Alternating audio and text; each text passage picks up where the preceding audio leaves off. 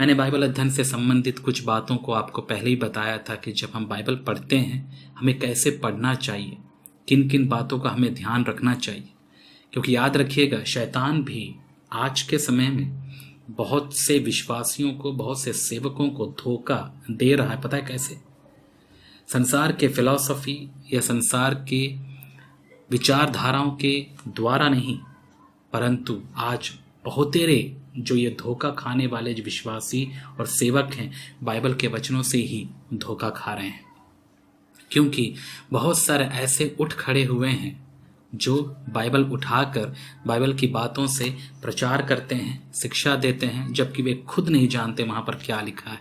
वे खुद प्रभु का यानी बाइबल का अध्ययन करना नहीं जानते हैं। यदि वे अध्ययन भी करते हैं, बहुत सारे अलग अलग स्रोतों का इस्तेमाल करके उन बातों को समझाते हैं, लेकिन उनके खुद के जीवन में कभी अनुभव ना किए जाने की वजह से इसके सही अर्थ को समझ नहीं पाते हैं।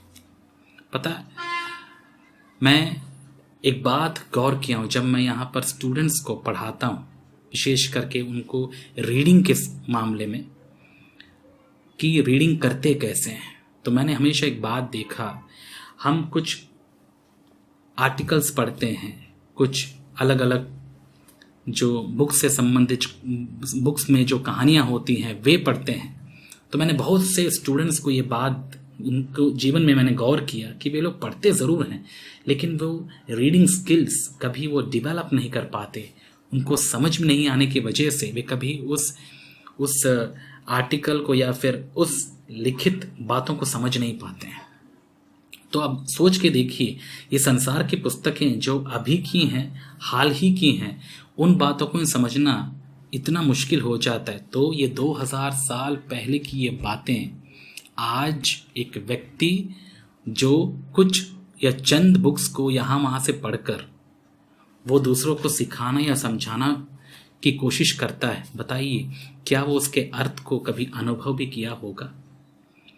कैसे इतने आश्वासन या इतने ढाढ़स के साथ वे वचन को प्रचार करते हैं, वचन को सुना लेते हैं, जबकि उनको ये नहीं पता होता कि ये बातें उस समय से संबंध रखती हैं और आज पवित्र आत्मा अपने अनुग्रह के द्वारा ही ये बातें हमें सिखा सकते हैं। हम अपने दम पर, अपनी बुद्धि, अपने समझ के अनुसार इन बातों को हम समझ नहीं सकते। ये बातें कई प्रचारक नहीं समझ पाते, बस ये बाइबल उठाते हैं, यहाँ वहाँ के पद उठाकर जो उनके मन में आता है वे लोग बक जाते हैं। आपने कभी देखा? मैंने बहुत सारे प्रचारकों को देखा है कि उनके प्रचार करने का जो तरीका भी होता है, उनको पता है कि प्रचार करना है, आज कलीसिया में हमको कुछ ना कुछ बातें बताना ही पड़ेगा, तो वे क्या करते हैं, या तो वो गूगल का हेल्प लेते हैं या फिर कुछ पुस्तकें जो पहले से ही सरमन्स बने हुए होते हैं उनको ही उठाते हैं, उनके बाइबल रेफरेंस को उठाते हैं और ये सारे बाइबल रेफरेंस का लिस्ट बना के वे लोग आ जाते हैं कलीसियाओं में और उन्हीं रेफरेंस के आधार पर वे लोग कुछ न कुछ यहाँ वहाँ से बातें जोड़कर वे लोग कलीसियाओं को परोस देते हैं। और पता है कलीसिया कैसी है? कलीसिया को यदि आपको धोखा देना है मेरे प्यारे भाई और बहन, बाइबल के रेफरेंस दिखा दो, बस वो आराम से धोखा खा जाते हैं।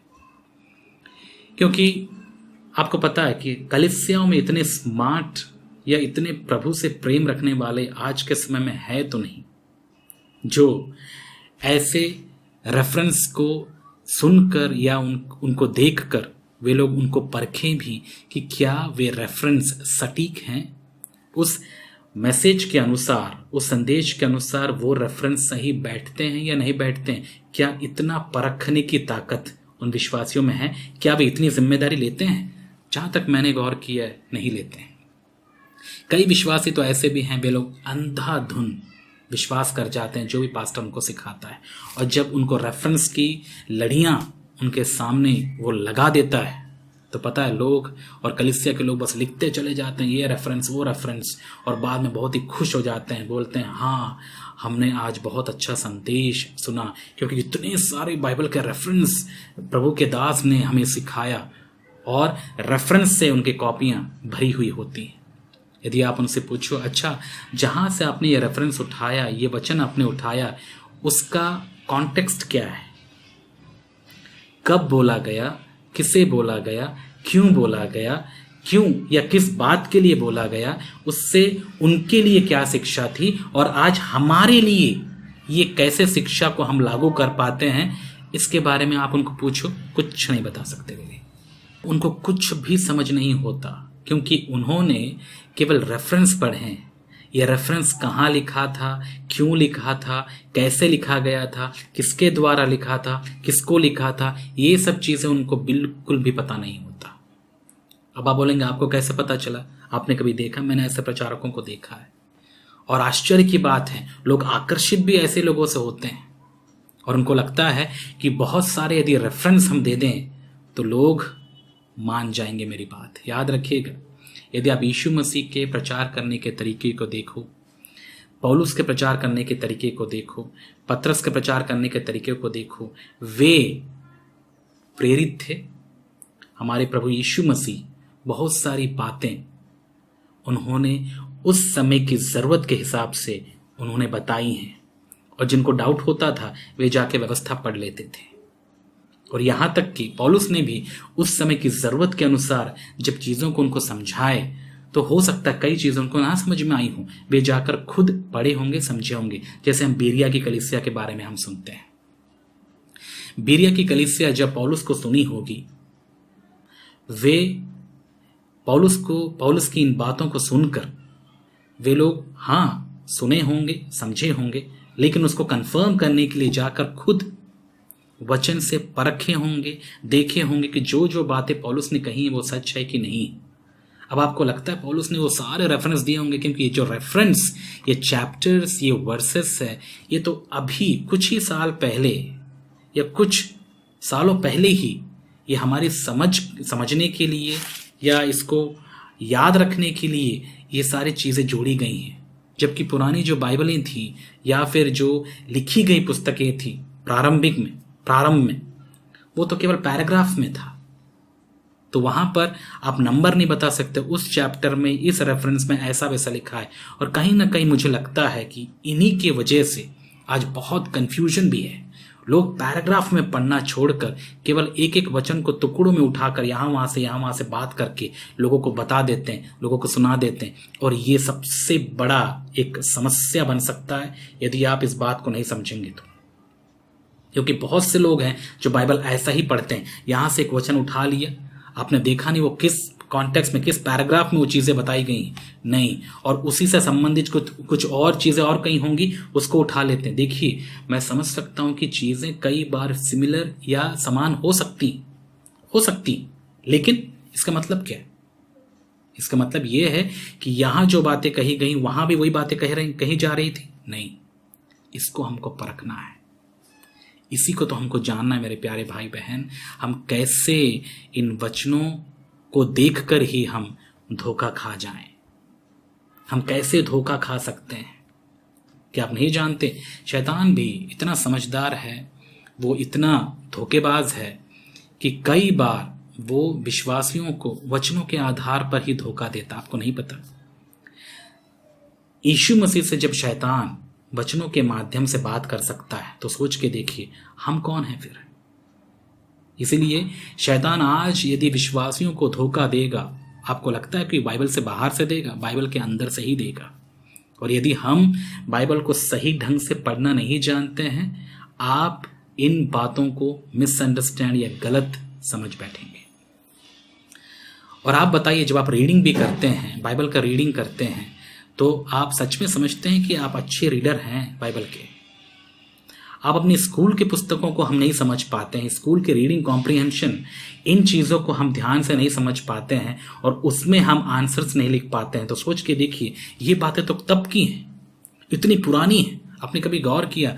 जब मैं यहाँ स्टूडेंट्स को पढ़ाता हूँ, जैसे कि मैंने आपको कहा, पता है जब रीडिंग कॉम्प्रिहेंशन या जैसे अंग्रेजी में या हिंदी में जो गद्यांश आता है ना, ऐसे जो बातें हम देखते हैं इंग्लिश के सब्जेक्ट में, रीडिंग कॉम्प्रिहेंशन, आप यदि ईमानदार हैं तो आप कभी इस बात से मुकरेंगे नहीं। जब हम स्कूल में थे, जो रीडिंग कॉम्प्रिहेंशन आता था, कॉम्प्रिहेंशन के आधार पर जो प्रश्न हमको दिए जाते थे, हमको क्या करना होता था, उनका आंसर लिखना होता था।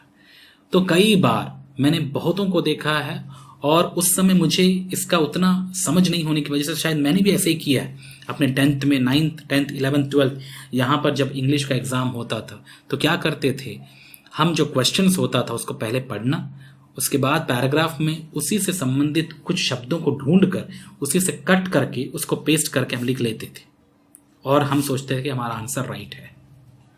एक बात बताइए, वो छोटा सा इंग्लिश का पेपर जो हो सकता है वो आर्टिकल या एस्से कुछ ही सालों पहले किसी एक संसारिक व्यक्ति के द्वारा लिखा गया, उसी को ही हम लोग नहीं कर पाते थे प्रॉपरली। तो सोच के देखिए, परमेश्वर का वचन कई सालों पहले लिखा गया, पवित्र आत्मा है उसके राइटर, और उन बातों को लेकर आज हम सीधा उठाकर हम सीधा परोस देते हैं, बोलते हैं यही तो लिखा है, यही तो है उसका आंसर। आपको लगता है इतना आसान है? इतना आसान है? यही हो रहा है मेरे प्यारे भाई और बहन। और यदि हम इस बात को लेकर सतर्क नहीं हैं तो मैं आपसे कह सकता हूं, शैतान आपको बाइबल के रेफरेंस दिखा दिखा कर आपको धोखा देगा, उसके उस रेफरेंस को गलत उसका अर्थ बताकर आपको धोखा दे सकता है। शैतान ऐसा ही है। शैतान आपको बाइबल से बाहर की चीज़ों को लाकर आपको धोखा नहीं देगा, वो बाइबल के अंदर की बातों को ही लेकर धोखा देगा। इसीलिए मैंने हमेशा से आपको एक बात कहा है, टुकड़ों में बाइबल मत पढ़िए, हमेशा बुक बाय बुक यदि आप पढ़ेंगे तो चीज़ों को अच्छे से समझ पाएंगे। आप जैसे यहूदा की पत्री हम पढ़ रहे हैं, अब यहूदा की पत्री जब हम पढ़ रहे हैं तो हम स्टार्टिंग से लेके अभी तक जितना भी हमने पढ़ा, हमारे अंदर एक फ्रेम है, हम यहूदा के विचारों पर गौर कर रहे हैं। यहूदा किस विषय पर बात कर रहे थे, उसका मुख्य क्या था, लक्ष्य क्या था, उसका बोझ क्या था, ये सारी चीजें हमको समझ में आ रही हैं। और ये चीजें उस समय कलीसिया को कैसे लागू करती हैं ये हमको समझ में आ रही है, क्योंकि हम लोग सिस्टमैटिकली पढ़ रहे हैं। यहाँ वहां से चीजों को उठाकर मैं आपको बता नहीं रहा हूं। क्यों? वो इसलिए क्योंकि इससे कोई फायदा नहीं है, इससे कोई फायदा नहीं है, आप गलत समझ बैठेंगे। यही तो होता है बहुत सारे कलीसिया में सेवकों को। इसलिए जब आप किसी सेवकों को सुनते हैं यहाँ पर ऐसा लिखा है, वहां पर ऐसा लिखा है, और ये बहुत सारे रेफरेंस देकर आपको जब बात करते हैं, आप ध्यान से पढ़िएगा, ध्यान से पढ़िएगा वो कौन सा वचन कहाँ से उठा रहा है, किस संदर्भ में से उठा रहा है, वो पुराने नियम का वचन है कि नए नियम का वचन है। ये सब चीजें यदि आप ध्यान नहीं दी तो मैं आपसे कह सकता हूं कि आप पक्का धोखा खाएंगे, और ऐसा हो रहा है। इसलिए मुझे कोई इंप्रेसिव नहीं लगता जब बहुत से लोग आते हैं, प्रचार करते हैं, वे लोग यहाँ वहां से वचन उठाकर जब हमको परोसते हैं, मुझे कोई इंप्रेसिव नहीं लगता, क्योंकि मुझे उनके विचारों से समझ में आ जाता है कि ये व्यक्ति कितना प्रभु को जानता है, कितना प्रभु को नहीं जानता है। क्योंकि याद रखिएगा, एक व्यक्ति जब पवित्र आत्मा से भरा है उसको समझ में आता है। पवित्र आत्मा इतना कमजोर नहीं है कि सुनते समय आप किसी के वचन को सुन रहे हैं और आपको समझ में ही ना आए कि वो किस आत्मा से बात कर रहा है। यदि वो पवित्र आत्मा के द्वारा बात कर रहा है और यदि वचनों का इस्तेमाल कर रहा है तो आपको समझ में आ जाएगा। लेकिन यदि वो वचनों का ही इस्तेमाल कर रहा है, रेफरेंस का इस्तेमाल करके, पवित्र आत्मा यदि आपको उसमें नजर नहीं आया तो आपको समझ में आ जाएगा कि ये झूठा है। और ऐसे कई प्रचारक हैं, कई प्रचारक हैं जो बाइबल के वचनों को लेकर उसका अर्थ समझते ही नहीं। पता है क्यों नहीं समझ में आता उनको? क्योंकि उन्होंने कभी उस कॉन्टेक्स्ट में कभी गए ही नहीं, कभी उस कॉन्टेक्स्ट में भी लोग गए ही नहीं। उदाहरण के तौर पर आजकल ये बहुत ज़्यादा दशवांश के ऊपर बहुत ज़्यादा चर्चाएं हैं, बहुत ज़्यादा लोग सीख रहे हैं, समझ रहे हैं और जानना चाहते हैं। और कई लोगों का ये एक शिकायत होता है कि दशवांश हमको देना चाहिए कि नहीं देना चाहिए। आप क्या पढ़ते हैं मेरे प्यारे भाई बाइबल में? आप क्यों नहीं पूछते कि प्रभु यीशु मसीह ने कभी भी अपने संदेशों के माध्यम से या फिर अपने चेलों को दशवांश लेने या देने के बारे में बताए हैं? क्या लगता है आपको? सवाल करिए, सोचिए। अब मैं आपको ये रेफरेंस नहीं दूंगा यहां पर, आप कितना यीशु मसीह को जानते हैं आप खुद परख कर देखिए। उसके बाद यीशु मसीह के चले जाने के बाद, हाँ, यीशु मसीह के जीने और उसके पुनरुत्थान तक और यहां तक के नए नियम की शुरुआत जो हुई पेंटिकॉस्ट के बाद से हुई है, तब तक यीशु मसीह पुराने नियम के अंतर्गत वे अपने जीवन बिताए हैं। और वहां पर यदि आप मत्ती रचित सुसमाचार 23-24 वहां पर इन चीजों को पढ़ते हैं तो वहां पर आप पाएंगे कि यीशु मसीह ने फरीसियों से दशवांश के बारे में बात किया और उन्होंने कहा कि तुम ऐसा करते हो, लेकिन आज्ञा दिया? आज्ञा नहीं है, आज्ञा नहीं है। और ना ही कभी उसके बाद यीशु मसीह के चले जाने के बाद कलीसिया की जब आरंभ हुआ उसके बाद जो प्रेरित हैं वे भी दिया करते थे, वे देते थे। ऐसा नहीं है कि जो देने वाला जो कंसेप्ट है वो खत्म हो गया था, नहीं, लेकिन उसका तरीका बदल गया था। उसका तरीका बदल गया था। पुराने नियम के तौर तरीके अलग थे, नए नियम के तौर तरीकों में फर्क हो गया था, क्योंकि बहुत बदलाव हुआ। नई वाचा के अंतर्गत हम विश्वासी आ चुके थे, इसीलिए उनके बहुत सारे उनके तरीकों में एक बदलाव था। जब हम पुराने नियम में परमेश्वर को परमेश्वर समझते थे, नए नियम में वो पिता हो गया। पुराने नियम में जो देने का जो तरीका था वो अलग था दशवांश के रूप में, नए नियम में देने का तरीका कुछ बदल गया, कुछ और हो गया। यदि हम कुरिन्थियों में पढ़ते हैं वहां पर हमको समझ में आता है कि नए नियम की सारी बातें प्रेम से कनेक्टेड हो चुकी थी, प्रेम से संबंधित थी। मतलब यदि आप देना भी चाहते हैं, देना कम नहीं हुआ, देना ये रद्द नहीं हुआ, देते अब भी हम हैं, लेकिन हमारे देने के तरीके में बदलाव आ गया। अब हम जोर जबरदस्ती से नहीं देते हैं। जैसे पुराने नियम में दशवांश एक आज्ञा थी, एक कमांड था, उनको देना ही था। इसलिए परमेश्वर ने भी मलाकी 3:10 में उन याजकों को बताया कि भाई तुम लूट रहे हो, तुमको लाना चाहिए, तुमको लाना है, भंडार में रखना चाहिए, तुमको दशवांश निकाल के रखना है। क्यों? पुराने नियम के तौर तरीके अलग थे, वहां पर रूल, व्यवस्था, कानून ये था। लेकिन नए नियम में वे सब हम वो विश्वासी सब पिता यानी परमेश्वर को अपना पिता समझने लगे। पिता के साथ हमारा रिश्ता बन चुका था। अब हम परमेश्वर के साथ जो हमारा रिश्ता है वो एक पिता और बच्चे का है, और इसीलिए अब हमारा जो कमांडमेंट या व्यवस्था या लॉ है वो केवल प्रेम है। अब प्रेम से आप प्रभु को देते हैं, इसी पर सब कुछ आधारित है। कितना आप प्रभु से प्रेम रखते हैं। कोई रूल मत बनाइए मेरे प्यारे भाई बहन कि तुमको दशवांश देना है। समझ में आ रहा है आपको? ये बातें वे समझ पाते हैं? बिल्कुल नहीं। वे यहां से वचन उठा लिए, वहां मलाकी 3:10 में ऐसा लिखा है, वहां पर ऐसा लिखा है, पुराने नियम में हाँ मल्कीसदेक को दिया गया, अब्राहम ने मल्कीसदेक को दिया। ये सब झूठी शिक्षाएं। याद रखिएगा, लोगों के अलग अलग ये क्या बोल सकते हैं, आविष्कार हैं, ये डिस्कवर मतलब क्या बोल सकते हैं, एक नए नए तरीके हैं, इनोवेटिव आइडियाज हैं कि कैसे लोगों को कन्विंस करें ताकि वे लोग अपनी मुट्ठियां खोल खोल कर डाल दें हमारे पास, हमको दे दें, कैसे उनको व्यवस्था में बांधें। इसलिए मैं आपको एक सजेशन देता हूं, जब भी आप पुराने नियम से संबंधित चीजों को सुनते हैं, याद रखिएगा, जब भी आप पुराने नियम से संबंधित चीजों को या फिर विषयों को सुनते हैं और पुराने नियम से रिलेटेड रेफरेंसेस को आप कहीं देखते हैं या कोई आपको सुनाता है, बहुत केयरफुल रहिएगा, क्योंकि बहुत से लोग इस बात से वाकिफ नहीं है कि पुरानी वाचा और नई वाचा में बहुत अंतर है। नई वाचा बहुत एडवांस्ड है, नई वाचा का जो जीवन शैली बहुत अलग है और पुरानी वाचा की जो जीवन शैली वो अलग है, इसीलिए इनमें अंतर है। परमेश्वर एक ही है, लेकिन परमेश्वर ने समय समय पर वाचाएं बांधी है और परमेश्वर हमेशा नई वाचा की ओर संकेत कर रहे थे। पुराने नियम में भी यदि आप पढ़ते हैं यिर्मयाह की भविष्यवाणी, वो कहते हैं कि मैं परमेश्वर क्या कहते हैं कि मैं अपने लोगों से नई वाचा बांधूंगा। हमेशा परमेश्वर नई वाचा के बारे में बताए हैं। इसीलिए अब जो हम जी रहे हैं, हम नई वाचा के अंतर्गत जी रहे हैं, तो हमारी जो तौर तरीके हैं, हमारी जो जीवन शैली है, वो पुराने नियम के लोगों के जीवन शैली से बहुत कुछ अंतर होगा। ऐसा नहीं है कि विरुद्ध होगा, विरुद्ध नहीं है, फिर आप गलत मत समझिएगा, क्योंकि मैं इस बात से पूरा सहमत हूं। यीशु मसीह ने क्या कहा कि मैं व्यवस्था को लोप करने नहीं आया हूं, उसको पूरा करने आया हूं। तो यीशु मसीह ने पूरा कर दिया और अब हम यहूदी नहीं है, अब हम इजरायली नहीं है पुराने नियम के अनुसार, अब हम मसीही हैं। मतलब यीशु मसीह के अनुसार चलने वाले लोग हैं, मूसा के अनुसार चलने वाले लोग नहीं है। क्यों? अब आप बोलेंगे नहीं, आप तो मूसा का विरोध कर रहे हैं, पुराने नियम का विरोध कर रहे हैं। मैं पुराने नियम का विरोध नहीं कर रहा हूं। यीशु मसीह को भी लोगों ने यही समझा था। आपको समझ में आ रहा है?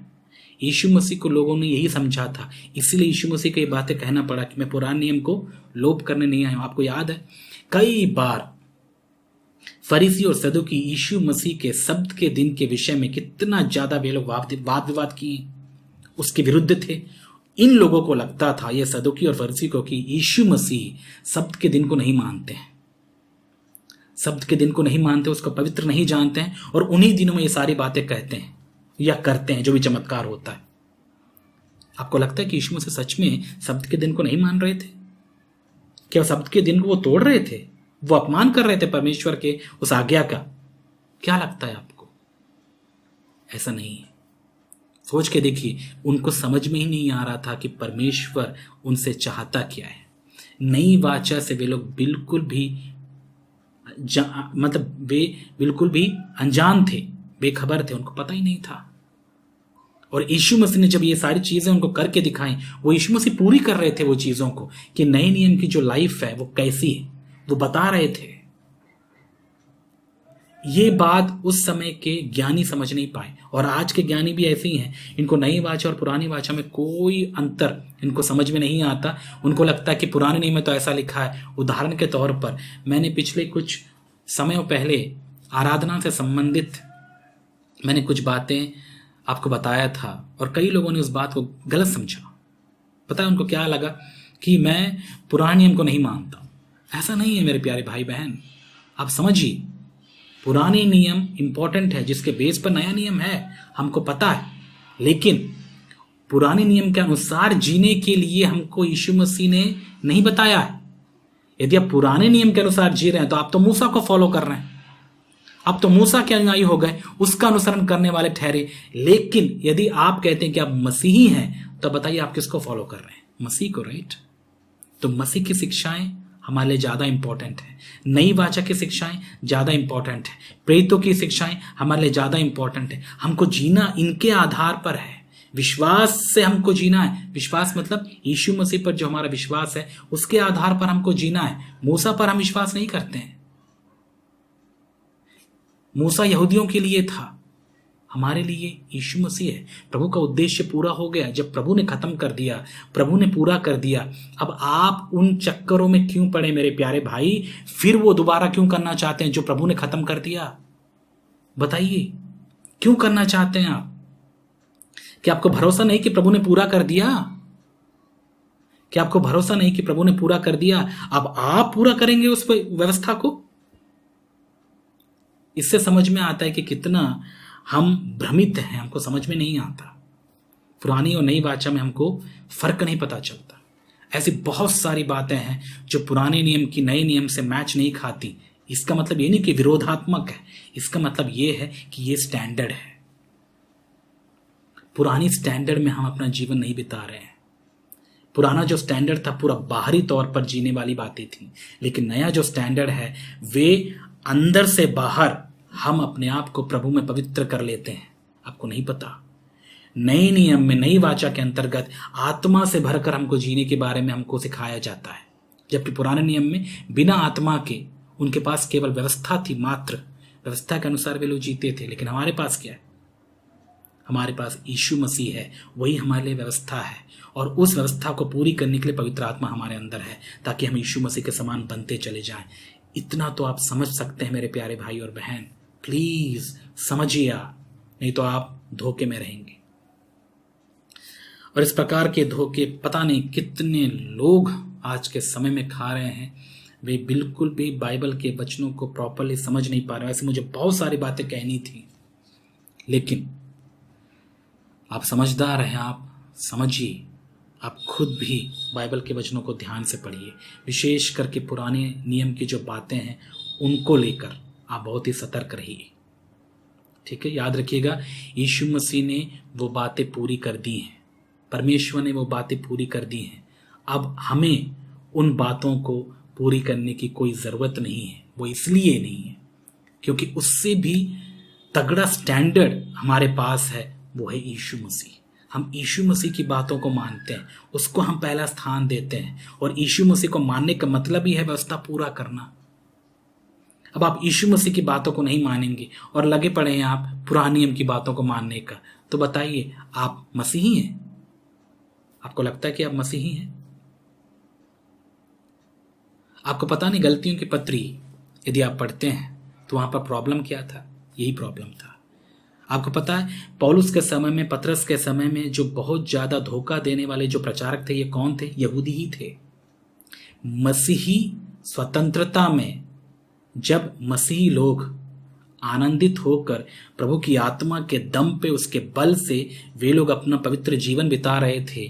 कुछ यहूदी प्रचारक उस समय थे और वे लोग पता है क्या कर रहे थे, लोगों को फिर व्यवस्था के उस जाल में वे लोग लपेट रहे थे, उनको फिर घसीट रहे थे। बोलते नहीं, तुमको पुराने नियम को ही फॉलो करना है, भजन संहिता की बातों को फॉलो करना है, वहां पर ऐसा लिखा है, यहाँ पर ऐसा लिखा है, ये तो ऐसा लिखा है, वैसा लिखा हुआ है। क्यों? पता है उनको स्पष्टीकरण नहीं आता। इसलिए पौलुस ने भी ऐसे लोगों को चिताया है। वे लोग शिक्षक तो बनना चाहते हैं, लेकिन पता ही नहीं है व्यवस्था क्या है, उनको पता ही नहीं कि व्यवस्था का इस्तेमाल कैसे करते हैं। आज बहुत से लोग हैं जो व्यवस्था यानी पुराने नियम का इस्तेमाल करना वे जानते ही नहीं, वे बस धोखे पे धोखा खाते रहते हैं। उन चीज़ों को वे लोग फॉलो करने की कोशिश करते हैं जो प्रभु यीशु मसीह ही कर सकते थे और उन्होंने पूरा कर भी दिया। और एक बात मैं आपको बताऊं, यदि आप पुराने नियम की एक बात को भी आप करने की इच्छा रखते हैं तो आपको पूरा लॉ पूरा करना पड़ेगा। ये बात आप जानते हैं। अब पढ़िएगा बाइबल में, पढ़िएगा बाइबल में, आपको समझ में आएगा। पौलुस के इन विचारों को समझिए। जब एक व्यक्ति पुराने नियम की एक वचन को लेकर बोलता है कि मैं इसको फॉलो करता हूं, तो उसे पूरा लॉ फॉलो करना पड़ेगा। लॉ का मतलब समझ में आता है आपको? कोई एक रूल नहीं होता, एक नियम नहीं होता। लॉ का मतलब होता है पूरा रूल्स का ढांचा, ही सेट ऑफ रूल्स। और एक रूल तोड़ने का मतलब पूरा लॉ तोड़ा आपने। ये बातें तो हम इंडियन यानी भारतीय कानून में भी पढ़ते हैं। जब हम लॉ का अध्ययन करते हैं तो वहां पर भी हमको समझ, लॉ का मतलब ही होता है कोई एक रूल नहीं है। लॉ का मतलब होता है एक फैमिली जिसके अंदर बहुत सारे रूल्स होते हैं। यदि आपने एक तोड़ा तो पूरा लॉ तोड़ने जैसे है ये। और पुराने में ऐसा ही है, एक लॉ तोड़ने का मतलब है आपने पूरा, एक नियम तोड़ने का मतलब है पूरा लॉ तोड़ दिया आपने, पूरी व्यवस्था का उल्लंघन किया आपने। और हम मलाकी 3:10 को लेकर हम बोलते हैं इसको हम फॉलो करें, तो आप पूरा फॉलो करो, पूरा फॉलो करिए। आप पूरा पुराने नियम की चीजों को फॉलो करेंगे। नया नियम और नए नियम की शिक्षा, यीशु मसीह का जो अनुग्रह, ये आपके लिए बिल्कुल भी लाभदायक नहीं है, कोई काम का नहीं है। आपको फिर सारी बातें अपने दम पे ही आपको अर्जित करनी पड़ेंगी। और विशेष करके आपको यदि आशीष भी प्राप्त करना है तो आपको व्यवस्थापन 28 अध्याय के अनुसार आपको करना पड़ेगा। आप अपने दम पे ही आशीष को कमाएंगे। और याद रखिएगा, ऐसे लोग प्रभु क्या कहेंगे पता है? मैले चितड़े हैं तुम्हारे धर्म के काम, तुम तो नहीं कर पा रहे थे ना भाई, इसीलिए तो यीशु मसीह को आना पड़ा। फिर भी हम पुराने नियम की चीजों में फंसे हुए होते हैं और उन्हीं को ही हम प्रभु का वचन समझकर उनको फॉलो करने की कोशिश करते हैं। आप क्या कर पाएंगे? कर पाएंगे आप पुराने नियम की बातों को पूरा? यह सबसे बड़ी दुविधा है आज के समय में कई मसीहों के लिए। कई लोगों को समझ में नहीं आता। इसलिए मैं आपसे विनती करता हूं कि आप इन बातों पर गौर करिए जो मैंने आपको अभी समझाई हैं, आपको बताई हैं। हो सकता है आपको बहुत सारी चीजें समझ में ना आए, लेकिन याद रखिएगा, मैं विश्वास करता हूं कि प्रभु धीरे धीरे हमको ये सारी चीजें समझाते हैं। मैंने भी समझा, मैंने भी जाना और मुझे समझ में आया कि मैं अभी कैसा जीवन जी रहा हूं, मेरा रिश्ता परमेश्वर के साथ में कैसा है, कितना शांति और खुशी से भरा हुआ है। ये नया जीवन जो मुझे मिला है, ये मेरे पुराने जीवन से कई बेहतर है। उम्मीद करता हूं मेरे प्यारे भाई बहन, आपको ये बातें समझ में आ रही होंगी। मैं आपको क्यों बता रहा हूं? क्योंकि जब हम यहूदा की पत्री पढ़ रहे हैं तो हमको चीज़ों को प्रॉपरली समझना है, प्रॉपरली हमको जानना है। वचनों को, बाइबल को आप सही तरीके से पढ़िए। और बाइबल को पढ़ने से संबंधित मैंने कुछ और बातें आपको बताई हैं जो समय को ध्यान में रखने वाली जो बातें हैं कि हम जब बाइबल पढ़ते हैं तो समय का कितना रोल है, कितना इंपॉर्टेंट रोल है। और विशेष करके मैं आपको जैसे आगाह कर रहा था, ऐसे प्रचारकों से भी आप सावधान रहिए जो बाइबल का रेफरेंस दिखा कर आपको पागल कर देते हैं और बोलते हैं यहाँ ऐसा लिखा है, वहाँ ऐसा लिखा है। ये शैतान भी कर सकता है, वो भी बोलेगा यहाँ पर ऐसा लिखा है, वहाँ पर ऐसा लिखा है। और यदि आप में समझ नहीं है, आपको समझ नहीं है, तो आप उन रेफरेंस के चक्कर में फंस जाओगे, बोलोगे हाँ ऐसा तो है। ऐसा नहीं पढ़ते हैं बाइबल। इसलिए प्रभु से अनुग्रह प्राप्त कीजिए कि प्रभु आपको रीडिंग कैसे करते हैं किसी पैराग्राफ को, वो चीजें भी आपको प्रभु समझाए, आपको समझ में आए। और ये चीजें नहीं पता होने की वजह से कई लोग उल्टा पुल्टा स्पष्ट करके कुछ भी समझ के यहां वहां से वो बोल देते हैं, बिल्कुल भी वो समझ नहीं पाते। समय बहुत इंपॉर्टेंट है। आप यदि प्रॉपरली उसको समय के अनुसार डिवाइड नहीं करेंगे वचनों को, आपको समझ में नहीं आएगा। आप कुछ गलत समझ बैठेंगे और गलत सिखाएंगे। ऐसे पास्टरों से सावधान रहिए आप। इसीलिए मैं आपको निवेदन करता हूं कि आप बाइबल का खुद अध्ययन करिए। ठीक है, कैसे आपको पढ़ना मैंने बता दिया आपको। सिस्टमैटिकली पढ़िए, यहां वहां से वचन को उठाइए मत, उठाकर आपको समझ में नहीं आएगा। और जब आप ऐसे संदेशों को सुनते भी हैं, यहाँ वहाँ से जब वचन आपके पास आते भी हैं, तो प्रॉपर कॉन्टेक्स्ट को देखिए, कहाँ पर ये वचन लिखा हुआ था, क्यों लिखा, कैसे लिखा गया, और ये जो पास्टर जो बता रहा है, ये पास्टर अपने इस विषय के अंतर्गत इन वचनों को कैसे वो जोड़ रहा है, कैसे वो कनेक्ट कर रहा है, प्रॉपरली कनेक्ट होता है ये नहीं होता। यदि नहीं होता निकाल के फेंकिए आप, वो झूठा है। ऐसा नहीं होता प्रचार। ठीक है मेरे प्यारे भाई और बहन, प्रभु आपकी सहायता करे, यही मैं दुआ करता हूं। प्रभु आपको आशीष दे। आमीन।